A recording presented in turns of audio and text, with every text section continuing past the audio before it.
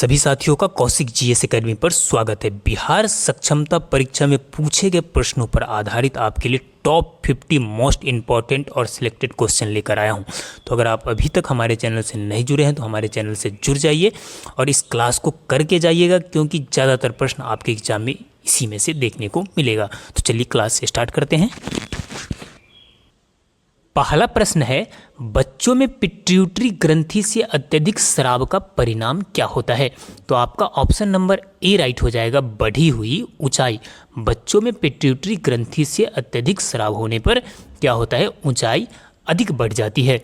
Next question, अगला प्रश्न है कि भारतीय राष्ट्रीय कांग्रेस अपने अधिवेशन में पहली बार विभाजित हुई थी। तो भारतीय राष्ट्रीय कांग्रेस किस अधिवेशन में पहली बार विभाजित हुई थी? तो ऑप्शन नंबर सी राइट हो जाएगा। अगला क्वेश्चन है कि निम्नलिखित में से किस आंदोलन के साथ करो या मरो का नारा जुड़ा हुआ है? तो आप सभी को पता होना चाहिए, ऑप्शन नंबर डी राइट हो जाएगा। भारत छोड़ो आंदोलन के साथ करो या मरो का नारा जुड़ा हुआ है।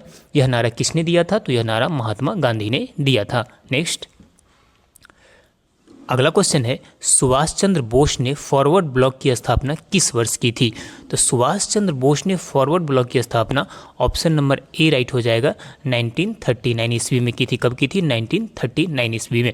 सभी क्वेश्चन वीवीआई और सिलेक्टेड है, तो आप इसे पूरी तरह से याद कर लीजिएगा। नेक्स्ट, अगला क्वेश्चन है, 1828 में स्थापित ब्रह्म समाज के संस्थापक कौन थे? तो 1828 में स्थापित ब्रह्म समाज के संस्थापक थे Rajaram Mohan Roy. Option number 4 right हो जाएगा, राजाराम मोहन राय। नेक्स्ट क्वेश्चन है कि जालियांवाला बाग त्रासदी कब हुई थी? तो जालियांवाला बाग त्रासदी 13 अप्रैल 1919 को हुई थी। कब हुई थी? 13 अप्रैल 1919 को। याद रखिएगा, सभी क्वेश्चन बार बार रिपीट होने वाले प्रश्न है। नेक्स्ट, भारत का अंतिम ब्रिटिश वायसराय कौन था? तो भारत का अंतिम ब्रिटिश वायसराय था Lord Mountbatten. Option number C right हो जाएगा, sorry option number D right हो जाएगा। यहाँ पे क्या हो जाएगा? Lord Mountbatten. भारत का अंतिम वायसराय कौन था? ब्रिटिश वायसराय लॉर्ड माउंटबेटन था। नेक्स्ट, अगला क्वेश्चन है, भारतीय संविधान में कितने मौलिक कर्तव्यों का उल्लेख है? तो आपको बता दें कि भारतीय संविधान में कुल 11 मौलिक कर्तव्यों का उल्लेख है। कितने? 11 मौलिक कर्तव्य कहाँ से लिया गया है? तो ये रूस के संविधान से लिया गया है।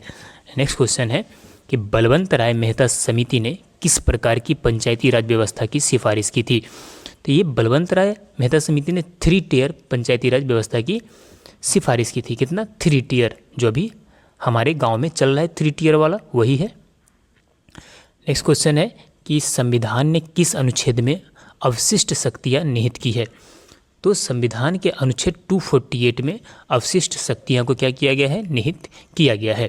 नेक्स्ट, अगला क्वेश्चन वीवीआई, ध्यान रखिएगा, भारतीय संविधान के निम्नलिखित में से किस भाग में मौलिक कर्तव्यों का उल्लेख है? तो मौलिक कर्तव्य भाग 4 के क में है। किस में है? भाग 4 के क में। बार बार यह प्रश्न पूछे गए हैं प्रीवियस ईयर एग्जाम में, तो ध्यान रखिएगा। नेक्स्ट क्वेश्चन है कि भारत के प्रधानमंत्री को शपथ कौन दिलाता है? ये प्रश्न आप सभी को पता होना चाहिए, बार बार एग्जाम में पूछे जाते हैं। तो भारत के प्रधानमंत्री को शपथ दिलाते हैं भारत के राष्ट्रपति। कौन दिलाते हैं? ऑप्शन नंबर सी राइट हो जाएगा, भारत के राष्ट्रपति। अगला क्वेश्चन है कि पृथ्वी की तुलना में चंद्रमा का गुरुत्वाकर्षण बल है। तो पृथ्वी की तुलना में चंद्रमा का गुरुत्वाकर्षण बल 1/6 गुना होता है। कितना होता है? 1/6 गुना। ध्यान रखिएगा। अगला क्वेश्चन है कि डोंगरी मुख्य रूप से किस राज्य में बोली जाती है? तो डोंगरी मुख्य रूप से जम्मू कश्मीर में बोली जाती है। कहाँ पे? जम्मू कश्मीर राज्य में डोंगरी मुख्य रूप से बोली जाती है। नेक्स्ट क्वेश्चन है कि पृथ्वी के वायुमंडल की किस परत में ओजोन परत है? तो आप सभी को पता होना चाहिए, पृथ्वी के वायुमंडल के समताप मंडल में क्या है? ओजोन परत है। किस मंडल में?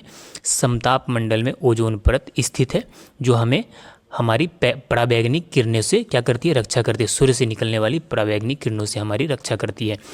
नेक्स्ट क्वेश्चन है कि पृथ्वी के कोर को किस रूप में जाना जाता है? तो पृथ्वी के कोर को बैरियस्फीयर के रूप में जाना जाता है। ऑप्शन नंबर सी राइट हो जाएगा, क्या? बैरियस्फीयर। नेक्स्ट क्वेश्चन देख लीजिए आप यहाँ पे कि कौन सी नदी डेल्टा नहीं बनाती है? तो गंगा, ब्रह्मपुत्र, गोदावरी, ये सभी नदी डेल्टा बनाती है, लेकिन आपको बता दें कि ताप्ती नदी डेल्टा नहीं बनाती है। ध्यान रखिएगा। भारत का झीलों का जिला किसे कहा जाता है? तो झीलों का जिला उसी को कहा जाएगा जहाँ पे सबसे ज़्यादा झील होगा, तो ये कहा जाता है नैनीताल को। किसे कहा जाता है? नैनीताल, जो उत्तराखंड राज्य में है, उसे झीलों का जिला कहा जाता है। अगला क्वेश्चन है कि सौर मंडल के बाहर सबसे चमकीले तारे सीरियस को डैश भी कहा जाता है। तो सीरियस को डॉग स्टार भी कहा जाता है। आप सभी को पता होगा सीरियस को क्या कहा जाता है? डॉग स्टार भी कहा जाता है। नेक्स्ट क्वेश्चन देख लीजिए आप यहाँ पे कि माजुली दुनिया का सबसे बड़ा नदी द्वीप भारत के निम्नलिखित में से किस राज्य में स्थित है? तो माजुली असम राज्य में स्थित है। किस राज्य में? असम राज्य में स्थित है। ध्यान रखिएगा, किस राज्य में? असम राज्य में स्थित है। प्रश्न है, निम्नलिखित में से कौन सा अम्लीय वर्षा का प्रमुख कारण है? तो आपको बता दें कि अम्लीय वर्षा का प्रमुख कारण है nitrogen dioxide. Option number C right हो जाएगा, नाइट्रोजन डाइऑक्साइड। नेक्स्ट अगला क्वेश्चन है कि भारत के किस राज्य में वन का सबसे बड़ा आवरण क्षेत्र है? तो भारत में जो सबसे बड़ा वन का आवरण क्षेत्र है वो मध्य प्रदेश है। कौन सा राज्य है? मध्य प्रदेश है। नेक्स्ट अगला क्वेश्चन है, हरित क्रांति का जनक किसे कहा जाता है? तो आपको बता दें कि हरित क्रांति का जनक N.E. बोरलॉग को कहा जाता है। तो ऑप्शन नंबर आपका सी राइट हो जाएगा। नेक्स्ट क्वेश्चन देख लीजिए कि द्वाब शब्द का अर्थ क्या है? तो द्वाब शब्द का अर्थ है दो नदियों की बीच की भूमि। ऑप्शन नंबर सी राइट हो जाएगा। दो नदियों की बीच की भूमि को क्या कहा जाता है? द्वाब कहा जाता है। नेक्स्ट अगला क्वेश्चन है कि भारत का सबसे लंबा राष्ट्रीय राजमार्ग कौन सा है? तो भारत का सबसे लंबा राष्ट्रीय राजमार्ग ऑप्शन नंबर 2 राइट हो जाएगा। NH क्या 44 है। NH 44 भारत का सबसे लंबा राष्ट्रीय राजमार्ग है। नेक्स्ट अगला क्वेश्चन है कि भारत का सबसे बड़ा केंद्र शासित प्रदेश कौन सा है? तो आपको बता दें कि भारत का सबसे बड़ा केंद्र शासित प्रदेश ऑप्शन नंबर बी राइट हो जाएगा, अंडमान और निकोबार द्वीप समूह है। और सबसे छोटा लक्षद्वीप है। क्या है? सबसे छोटा लक्षद्वीप है। अगला क्वेश्चन है कि चूना पत्थर का रासायनिक नाम क्या है? तो चूना पत्थर का आपका यहाँ पे रासायनिक नाम हो जाएगा calcium carbonate. Option number A right हो जाएगा, कैल्शियम कार्बोनेट। नेक्स्ट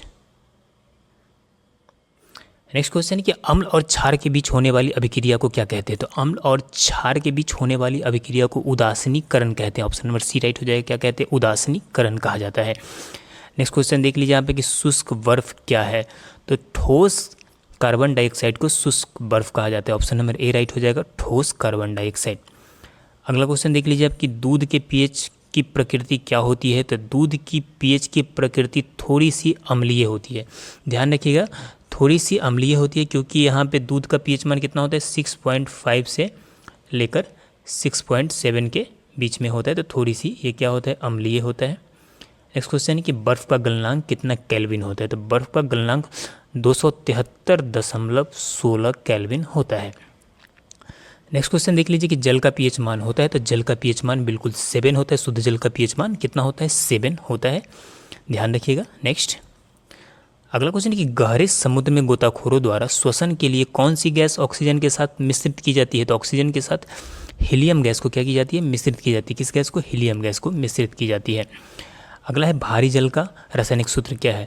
तो भारी जल को डिटोरियम ऑक्साइड कहा जाता है, यानी भारी जल का रासायनिक सूत्र यहाँ पे ऑप्शन नंबर बी राइट हो जाएगा, D2O। नेक्स्ट अगला क्वेश्चन है कि परमाणु नाभिक की खोज किसके द्वारा की गई थी? तो परमाणु की नाभिक की खोज यहाँ पे रदरफोर्ड के द्वारा की गई थी। किसके द्वारा की गई थी? Rutherford. Option number A right हो जाएगा, रदरफोर्ड के द्वारा। नेक्स्ट क्वेश्चन देख लीजिए कि पृथ्वी की आयु मापने के लिए निम्नलिखित में से किस विधि का उपयोग किया जाता है? तो पृथ्वी की आयु मापने के लिए यूरेनियम विधि का प्रयोग किया जाता है। किसका? यूरेनियम विधि का। ऑप्शन नंबर डी राइट हो जाएगा। नेक्स्ट क्वेश्चन है कि निम्नलिखित में से कौन सा विटामिन कैल्शियम के अवशोषण में मदद करता है? तो कैल्शियम के अवशोषण में जो मदद करने वाला विटामिन है वो आपका कौन सा है?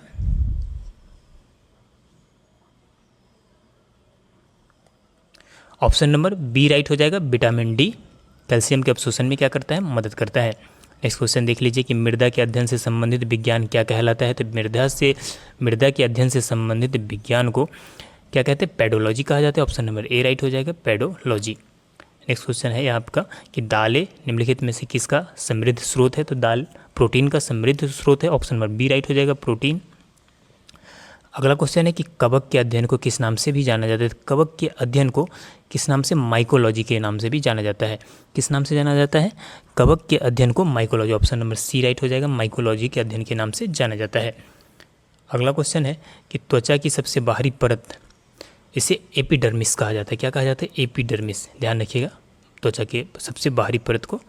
नेक्स्ट निम्नलिखित में से कौन सा विषाणु जनित रोग है। तो विषाणु जनित यहाँ पे पोलियो है, बाकी सारे रोग जीवाणु जनित है। किससे? जीवाणु जनित है, ध्यान में रखिएगा। रक्त समूह की खोज की थी, तो रक्त समूह की खोज किसने किया था? तो ये किया था लैंड स्टीनर ने। ऑप्शन नंबर सी राइट हो जाएगा, किसने? लैंड स्टीनर ने। अगला क्वेश्चन है कि एक वयस्क मानव का सामान्य रक्तचाप कितना होता है? तो कितना होता है आप सभी को पता है, 120/80 मिमी Hg होता है। नेक्स्ट, रेड डाटा बुक खाता प्रदान करता है। तो रेड डाटा बुक में आपको बता दें कि लुप्त प्राय पौधे और जानवर दर्ज होते हैं। क्या? लुप्त प्राय पौधे और जानवर। नेक्स्ट, अगला क्वेश्चन है, गठिया शरीर के जोड़ों में निम्नलिखित में से किसके जमाव के कारण होता है? तो गठिया जो होता है वो आपको बताते हैं कि यूरिक एसिड के जमाव के कारण होता है। ऑप्शन नंबर बी राइट हो जाएगा, किसी जमाव के कारण? यूरिक एसिड के कारण गठिया। और नेक्स्ट, अगला क्वेश्चन है कि कैंसर का पता लगाने में प्रयुक्त होने वाले रेडियो समस्थानिक हैं। तो कैंसर का पता लगाने के लिए उपयोग होता है किसका? कोबाल्ट 60 का। ऑप्शन नंबर ए राइट हो जाएगा, कोबाल्ट 60। नेक्स्ट, वाहन में मीटर जो वाहन तय की गई दूरी की गणना करता है वो कहलाता है। तो जो मीटर, जो वाहन में जो मीटर जो तय की गई दूरी की गणना करता है, जो मीटर लगा हुआ होता है, उससे कहते हैं क्या? ऑडोमीटर। क्या कहा जाता है उसे? उसे कहा जाता है ऑडोमीटर।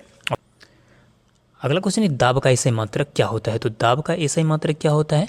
यहाँ पे पास्कल होता है। ऑप्शन नंबर सी राइट हो जाएगा, क्या? पास्कल। दाब का एसआई मात्रक क्या होता है? पास्कल होता है, ध्यान में रखिएगा। नेक्स्ट, अगला है, वाहनों के पार्श्व दर्पण किस प्रकार के दर्पण होते हैं? तो वाहनों का जो पार्श्व दर्पण होता है आपको बता दें कि अवतल दर्पण होता है। किस प्रकार का दर्पण होता है? अवतल दर्पण लगा हुआ होता है। और आज का लास्ट क्वेश्चन है, इसका जवाब आपको कमेंट में देना है। नेक्स्ट क्लास में हम देंगे इसका जवाब कि यदि किसी वस्तु का भार 60 किलोग्राम है, चंद्रमा पर उसका भार कितना होगा? ऑप्शन है 60 न्यूटन, 600 न्यूटन, 100 न्यूटन और 10 न्यूटन। तो चलिए इसी क्वेश्चन के साथ आज का क्लास समाप्त करते हैं। अगर आपको हमारा यह वीडियो पसंद आया हो और हमारी मेहनत अच्छा लगा हो आपके लिए, तो हमारे चैनल को सब्सक्राइब और इस वीडियो को लाइक ज़रूर कीजिएगा।